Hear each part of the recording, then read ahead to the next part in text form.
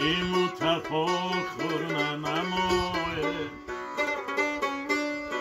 شأن و شرفی آدمی ها شد وطن ما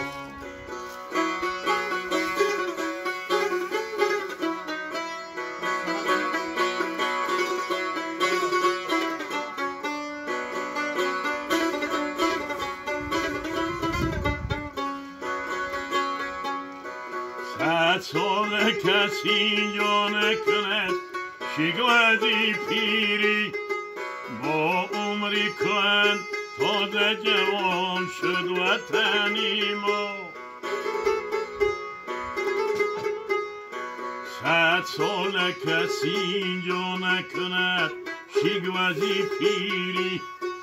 با عمری کن تازه جوان شد وطنی ما محبوبی همه خلق جهان شد وطن ما امید همه بی وطنان شد وطن ما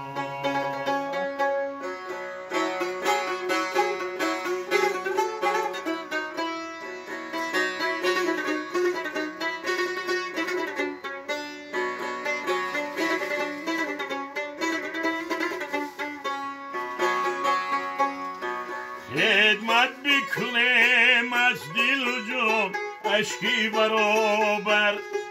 با نرخی دل قیمت جان شد وطنی ما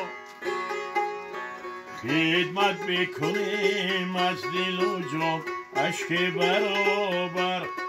با نرخ دل و قیمت جان شد وطنی ما محبوبی همه خلق جهان شد وطن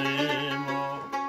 امیدی همه بی وطنان شد وطن ما امیدی همه بی وطنان